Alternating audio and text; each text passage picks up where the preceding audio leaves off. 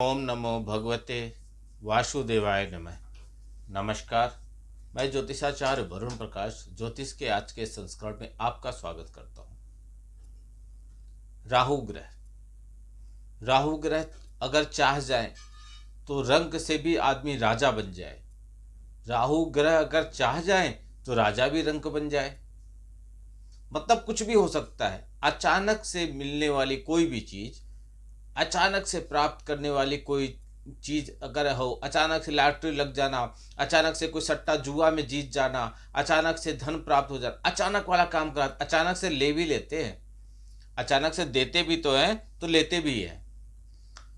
राहु ग्रह का बहुत प्रभाव पड़ता है जीवन पे। राहु केतु, मैं कई बार बोलता हूँ कि इस कलयुग में और जो अभी का समय चल रहा, कलयुग का जितना भाग अभी तक गुजर चुका है, कलयुग तो अभी और पीक पे आने वाला है। कलयुग का अभी तो आपने एकाध न्यूज सुनने में आ जाता होगा कि समाज में अव्यवस्था हो रही है, लेकिन अब ऐसे ऐसे परिस्थितियां बनेंगी। हम अब का मतलब 1-2 सालों में नहीं, कलयुग तो अभी कुछ भी नहीं दिखाया। कलयुग तो अभी 10% 15% अपना असर दिखा रहा है। तो कलयुग जब अभी से ही, और जब वो पीक पर जाएगा तब तक के लिए और उसके बाद के समय जब तक आप हैं, तो इस कलयुग में शनि, राहु और केतु को यदि आप पसंद कर ले जाते हैं, उनका अच्छे से पूजा पाठ जो भी उनका है विधि विधान वो आप कर लेते हैं अपने ग्रहों के हिसाब से। आपके कुंडली में कौन से घर पे वो हैं, उनका दृष्टि कैसी पड़ रही, इन सब चीज़ों का अध्ययन करके यदि आप उनका उपाय ढंग से कर लेते हैं तो समझिए कि सब कुछ मिल सकता है आपको। बहुत कलयुग में ये आवश्यक ग्रह हैं, बहुत इंपॉर्टेंट अपना स्थान रखते हैं, बहुत इंपॉर्टेंट प्ले है इनका कलयुग में। तो आज मैं आपको यह बताऊंगा कि कुंडली के 12 ग्रह में, यदि कुंडली आपको देखने नहीं आती तो कुंडली तो आपके सामने होगा। कुंडली में घर बने होते हैं, 1 2 3 4 5 6 7 8 9 10 12 घर होते हैं।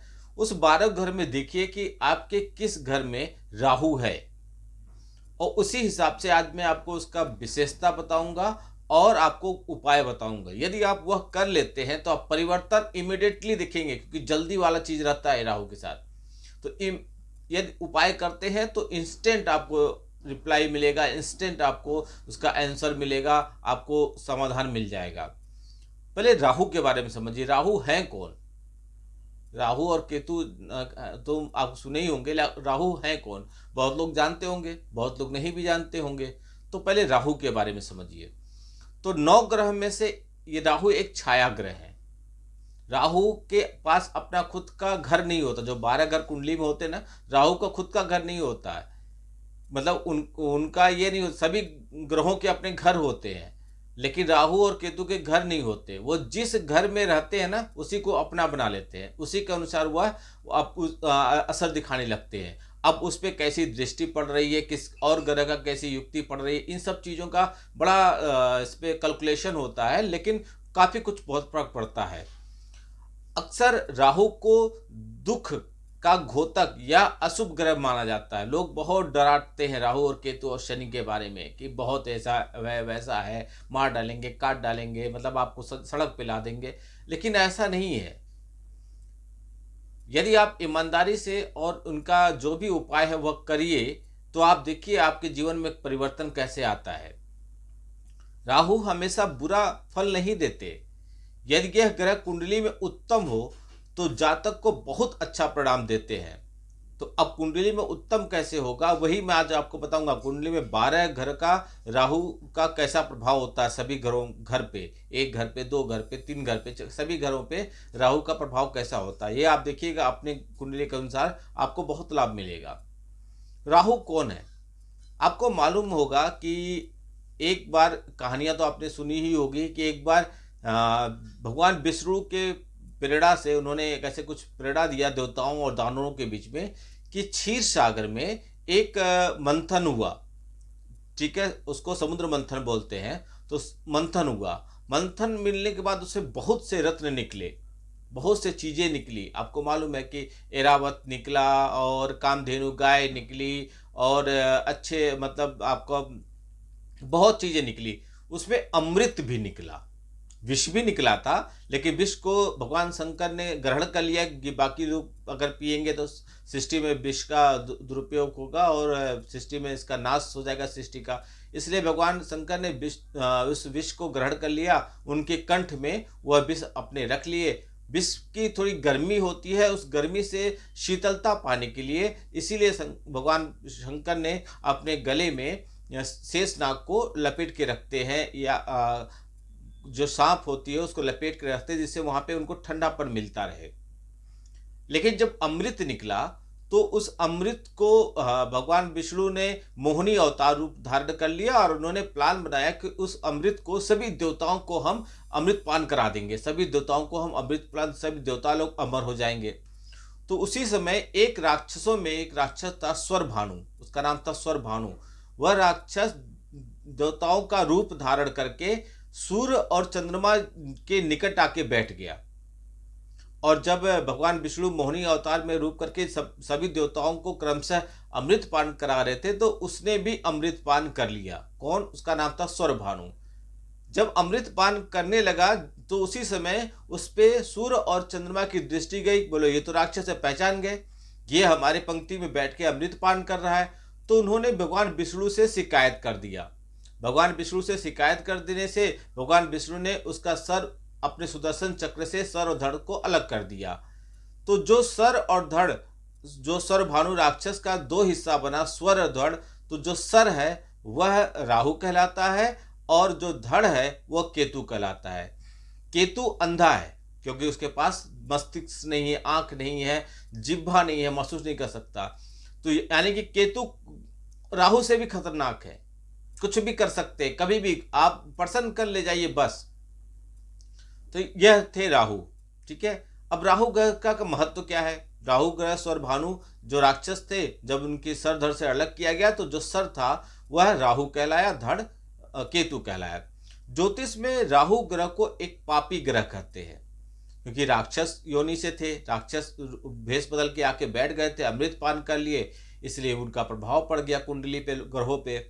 वैदिक ज्योतिष में राहु ग्रह को कठोर वाणी, अधर्म, दुष्ट कर्म, त्वचा के रोग, जुआ, यात्राएं, चोरी, धार्मिक यात्राएं आदि का कारक कहते हैं। जिस व्यक्ति के जन्म पत्रिका में राहु अशुभ स्थान पर बैठा होता है अथवा कमजोर होता है, वह जातक इस नकारात्मक परिणाम को प्राप्त करता है। कौन कौन सा? कठोर वाली बोलने वाला रहेगा, अधर्मी रहेगा, दुष्ट होगा, दुष्ट वाला कर्म करेगा, त्वचा के रोग होंगे। लेकिन यदि अच्छा स्थान पे बैठा हो तो जितने भी आप देखिए बड़े बड़े राजनेता हैं, उनके कुंडली में राहु का बड़ा मतलब स्थान होता है, बहुत ज्यादा महत्व होता है। तो आपको मैंने बता दिया कि राहु का अपना खुद का कोई घर नहीं होता, लेकिन मिथुन राशि में यह उच्च के होते हैं और धनु राशि में राहु हमेशा नीच के माने जाते हैं। राहु का आपके जीवन पे कैसा प्रभाव पड़ता है, सभी घरों के बारे में बैठेंगे। अपनी कुंडली में देख लीजिए कि आपके कुंडली में लग्न भाव में राहु कहाँ है, बस इतना देख लीजिए। फिर आप जो मैं बता रहा हूँ वो घर गिन लीजिए और उस घर का जो मैं आपको बताऊंगा उपाय वह करके देखिए चमत्कार। यदि किसी व्यक्ति की कुंडली में राहु ग्रह मजबूत होता है तो उस जातक को अच्छे परिणाम मिलते हैं। इससे व्यक्ति को आध्यात्मिक शांति और मोक्ष का रास्ता खुलने लगता है। परंतु इसके विपरीत अगर कुंडली में ग्रह कमजोर होता है तो उसे नकारात्मकता और असफलता हाथ लगती है।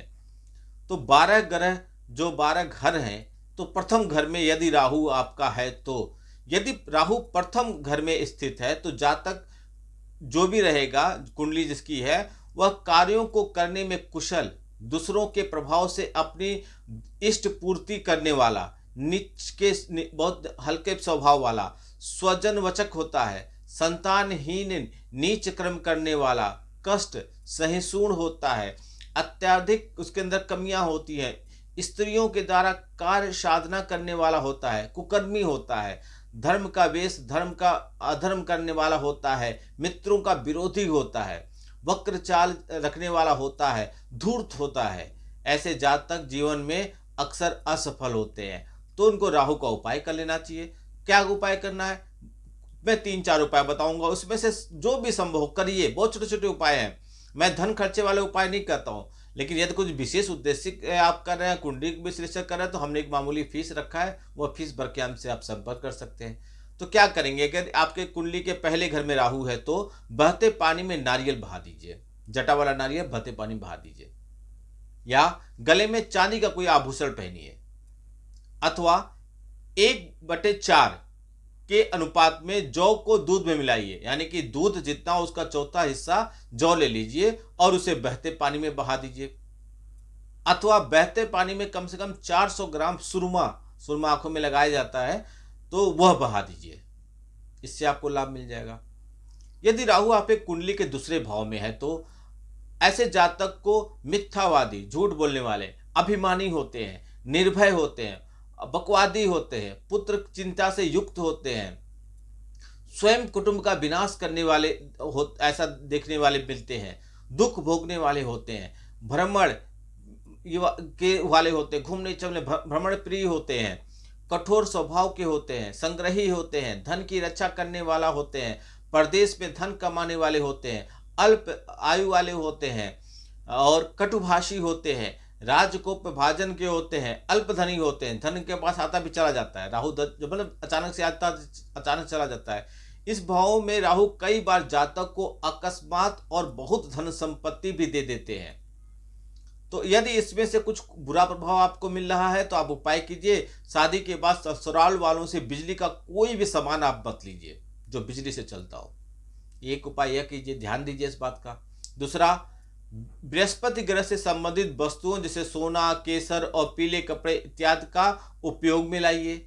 माँ के साथ सौंदर्यपूर्ण संबंध रखिए, मधुभाषी बनिए और चांदी की एक ठोस गोली अपनी जेब में रखिए।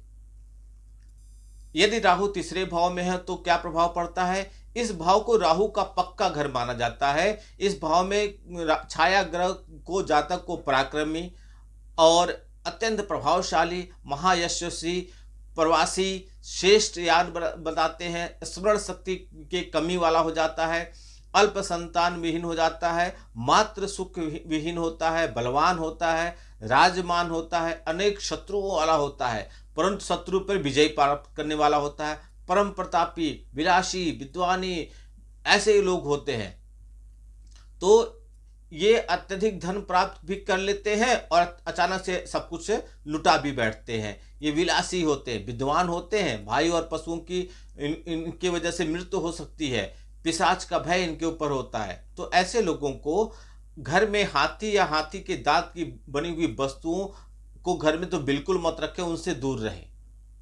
ठीक है, शरीर पर कोई न कोई चांदी का आभूषण अवश्य पहने और भाइयों को से उपहार न लें, उनसे कोई गिफ्ट दे रहे तो मत ले। ऐसे कुछ रखा है तो ले लीजिए, अलग है, लेकिन गिफ्ट के रूप में कुछ दे रहा तो मत लीजिए। राहु यदि आपकी कुंडली के चौथे भाव में बैठा हो तो ऐसा व्यक्ति असंतोषी, दुखी, व्यर्थ के विवादी, अभिमानी, क्रूर, मिथ्याचारी, अल्पभाषी, यात्री, परदेशवासी और बुद्धिहीन, मात्र सुखहीन, मित्र विमुखी, नीच संगी, कम बोलने वाला होता है। ऐसे आदमी को कम से कम 400 ग्राम धनिया या बादाम दान करना चाहिए। नहीं दान कर पा रहे हैं तो पानी में बहाइए, बहते पानी में, नाले में नहीं, नदी में, और चांदी पहनिए। यदि राहु आपकी कुंडली के 5वें भाव में बैठे हैं तो ऐसा जातक भाग्यशाली बनता है, शास्त्रों और पुराणों को समझने वाला होता है, परंतु इसी के साथ इसकी गति मंद होती है। अधिक मेहनत करके रिजल्ट मिलता है, अधिक परिश्रम करने में उसको कम लाभ मिलता है, विद्या अध्ययन में इसकी रुचि बनती है, धर्म कर्म में रुचि रखते हुए यश पाने की वाला कुशल व्यक्ति होता है। ऐसा धन का नाशक भी होता है, धनहीन और कुटुंब के धन को भी समाप्त करता है। तो ऐसे लोगों को शराब, मांसाहार, अंडे के सेवन से बचना चाहिए। अपने घर में चांदी से बना हाथी रखिए और अपने जीवन साथी से 2 बार शादी कर लीजिए, एक बार और अपने आप में शादी कर लीजिए, किसी मंदिर में जाकर शादी कर लीजिए। वैसा नहीं कोई आप उतना बड़ा आयोजन कीजिए, ऐसे सलाह एक बार और शादी कर लीजिए। राहु यदि आपकी कुंडली के 6ठे भाव में है तो ऐसा व्यक्ति रोगों से मुक्त, बहादुर एवं बड़े बड़े कार्य करने वाला होता है, अरिष्ट निवारक होता है, शत्रु की हीनता और कमर दर्द से पीड़ित होता है। ऐसे लोगों को अपने जेब में काला सुरमा हमेशा रखना चाहिए। सुरमा आप जानते होंगे, हमेशा अपने जेब में रखिए। भाइयों और बहनों को कभी नुकसान मत पहुंचाइए और काला कुत्ता पालिए, आपको बहुत लाभ मिलेगा। ये उपाय हम जो बता रहे हैं ये बहुत ज़्यादा आपको धन खर्च करने नहीं है, छोटे छोटे उपाय हैं, आप कर सकते हैं, लेकिन लाभ आपको आश्चर्यचकित रूप से मिलेगा। यदि राहु आपकी कुंडली के 7वें भाव में स्थित है तो ऐसे लोग जो होते हैं वो व्यापार के जातक होते हैं और व्यापार में हानि करवाते हैं। दुष्कर्म की प्रेरणा उनके अंदर आती है, अहंकारी होते हैं, चतुर होते हैं, दुराचारी होते हैं। सबसे ज्यादा प्रभाव गृहस्थ पे इनके पड़ता है, स्त्री कष्ट या स्त्री के नाशक होते हैं। ऐसे लोग नदी में 6 नारियल प्रवाहित करें किसी भी दिन। 21 साल के उम्र से पहले शादी तो बिल्कुल न करें और हाथ में चांदी का कड़ा पहने अगर 7वें घर में आपके राहु है तो। यदि 8वें घर में राहु आपके कुंडली में है तो आपको क्या होगा, ऐसे जातक कभी लाभ कभी हानि पाने वाले होते हैं। धन के रहते हुए भी उनका सुख नहीं मिल पाता, केवल एक बार भाग्योदय वाला इनका जीवन होता है, बारंबार इनके साथ हानि होता है। स्वजनों से दूर रहने वाले होते हैं, अपवाद अथवा कलेश पाने वाले होते हैं, पाप कर्म करने वाले होते हैं, मायावी होते हैं, परदेशवासी होते हैं, क्रोधी, दुर्बल और पुष्ट शरीर वाले होते हैं। ऐसे लोग को बिजली का काम या बिजली विभाग का काम नहीं करना चाहिए। चांदी का एक चौकोर टुकड़ा अपने पर्स में हमेशा रखना चाहिए और सोते समय तकिए के नीचे सौंफ रखना चाहिए। यदि आपके कुंडली में राहु 9वें घर में स्थित है तो ऐसे जातक धर्मानुरागी, धर्म कर्म करने वाला, लेकिन कई बार उसको भंग या अधर्मी बन जाता है। व्यर्थ परिश्रमी, भाग्यहीन, अपवित्रता, बंधुजनों होते हुए भी उनका नुकसान करने वाला, अल्प सुख भोगी, तीर्थ यात्रा करने वाला, प्रवासी और दरिद्र होता है। इसकी पत्नी अधर्मी होती है। ऐसे लोगों को ससुराल वालों से अच्छा संबंध बना के रखना चाहिए, शरीर पे सोना पहनना चाहिए, हमेशा घर में एक कुत्ता पालना चाहिए और प्रतिदिन केसर का तिलक लगाना चाहिए। यदि आपके कुंडली में राहु 11वें घर में स्थित है तो ऐसे जातक अत्यंत अभिमानी, सदैव खराब लोगों में संगित रहना, परधन लोभी, दूसरे का धन देके लोभी हो जाना, चिंतातुर होना, दीन मलिन, व्यर्थ विवादी, मनस्ताप रखने वाला, स्त्री की मर्जी के अनुसार चलने वाला, लोक निंदनी, चोर, दुष्ट, क्रूर, अपमानित होने वाला व्यक्ति होता है। ऐसे लोग को नीली या काली टोपी पहनना चाहिए, सिर को ढक के रखना चाहिए। किसी भी मंदिर में 4 किलो या 400 ग्राम खांड होता है एक चीज खाने वाली, उसको चढ़ा दीजिए। इसके अलावा उसे पानी में बहाइए, अंधे लोग को खाना खिलाइए। और यदि आपकी कुंडली में राहु 11वें भाव में स्थित है, 11वें घर में स्थित है, तो ऐसे लोग, ऐसे जातक आपको अनियमित कार्यकर्ता होते हैं, कुछ भी करते हैं, इनका निश्चित नहीं होता है। मित्र व्यय होते हैं, झूठ बोलने वाले होते हैं, ये द्वारा शासक द्वारा लेकिन सम्मानित होते हैं, ऐश्वर्यशाली होते हैं, विनोदी होते हैं, परिश्रम होते हैं, व्यवसायी होते हैं, विवाद विजयी होते हैं, राजद्वार से प्रतिष्ठा प्राप्त करने वाले होते हैं, अच्छे वक्ता होते हैं, लेकिन आलसी होते हैं, कलेशी होते हैं। चंद्रमा से युक्त इनका राजयोग दिला सकता है। ऐसे लोग शरीर पे लोहा पहने और पीने के पानी के लिए चांदी का गिलास का उपयोग करें। कभी भी कोई बिजली का उपकरण के रूप में किसी से भी मत लें।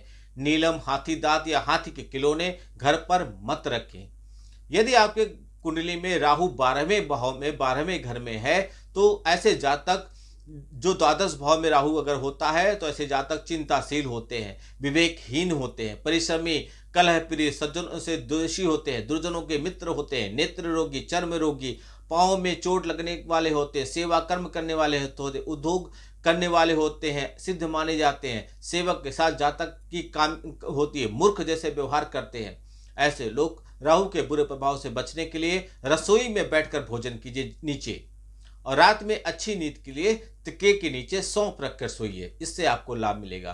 तो राहु कलयुग में बहुत इंपॉर्टेंट है, और राहु के प्रभाव आपके कुंडली में कैसा पड़ रहा है यह सभी 12 भाव के बारे में बता दिया। अब अपनी कुंडली के लग्न भाव में देख लीजिए राहु का स्थान अब आज के समय में गोचर कहाँ हो रहा है, उसी अनुसार आप उपाय कर लीजिए। उपाय करेंगे आपको तत्काल प्रभाव से लाभ मिलेगा, समस्याएं दूर होंगी और आपको बहुत बहुत ज़्यादा आपकी चिंताएं दूर हो जाएंगी। वीडियो को बहुत दूर तक पहुंचाइए, सब्सक्राइब कीजिए, कमेंट कीजिए और लाइक बटन दबाइए। आपका दिन शुभ हो, भगवान भोलेनाथ का आशीर्वाद आप पे बना रहे। नमस्कार, जय श्री राम।